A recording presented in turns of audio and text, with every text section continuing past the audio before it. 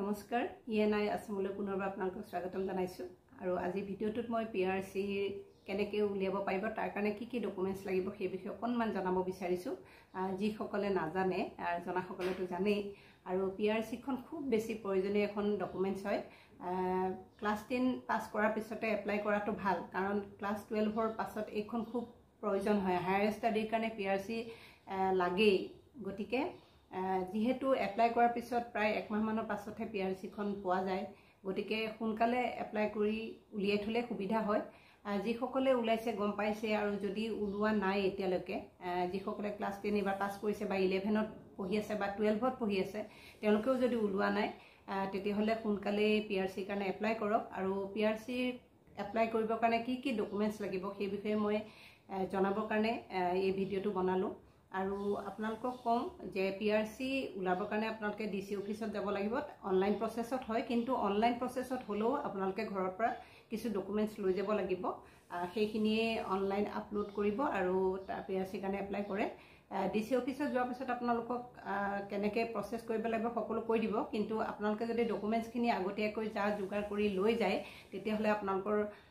সময় অপচয় নহব আৰু সোনকালে কামটো হৈ যাব নহলে আকৌ দুদিন তিনদিন ডিসি অফিসলৈ দৌৰিব লগা হ'ব পাৰে গতিকে আহক দেৰি নকৰো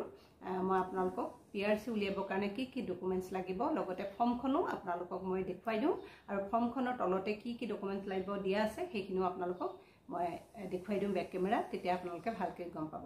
আৰু লগতে আৰু এটা কথা কম যে ঈশান উদয় স্কলাৰশিপ যেটো সেন্ট্ৰেলৰ এটা স্কলাৰশিপ হয় নৰ্থ ইষ্ট ষ্টুডেন্টৰ কাৰণে সেই স্কলাৰশিপৰ বিষয়ে মই নেক্সট ভিডিঅ'টোত আপোনালোকক জনাম গতিকে আপোনালোকে চাই থাকিব মোৰ ভিডিঅ'বোৰ আৰু সেই স্কলাৰশিপৰ কাৰণেও কিন্তু পিআৰসি খন খুব জৰুৰী গতিকে আহক এইখন হৈছে পিআৰসি ফৰ্মখন এখন ফ্ৰন্ট পেজটো হ'ব আৰু সেকেন্ড পেজত আছে অলপমান এইখিনি ফিল আপ কৰি ল'ব লাগিব আৰু ইয়াত লগা ডকুমেন্টছখিনি ইয়াত তলত দিয়া আছে কম্পালসৰি এইখিনি এই যিখন ফৰ্ম দেখালো ফৰ্মখন লাগিব পাছপোৰ্ট আকাৰৰ ফটো যিকোনো স্থাৱৰ সম্পত্তিৰ ৰেকৰ্ড বা নতুন মাটিৰ খাজানা ৰচিদ ভোটাৰ তালিকা জন্মৰ প্ৰমাণপত্ৰ ক্লাছ 10ৰ মাৰ্কশিট আৰু সাৰ্টিফিকেট যিখন একেলগে থাকে সেইখন পিতৃ মাতৃ অথবা পূৰ্বপুৰুষ অসমত একেৰাহে থকা ন্যূনতম 50 বছৰ স্থায়ীভাৱে বসবাস কৰাৰ নথি নাইবা অভিভাৱকৰ ন্যূনতম 20 বছৰ স্থায়ীভাৱে একেৰাহে বসবাস কৰাৰ নথিপত্ৰ লাগিব আৰু ভাৰতীয় পাছপোৰ্ট নাইবা এনআৰসি প্ৰমাণপত্ৰ লাগিব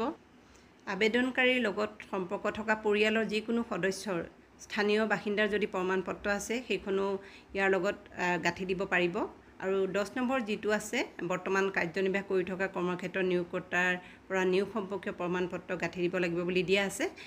হেতু ইয়াত প্ৰয়োজন নহব যেহেতু এয়া এডুকেশনাল পাৰপাজৰ কাৰণে এপ্লাই কৰা হ'ব গতিকে এই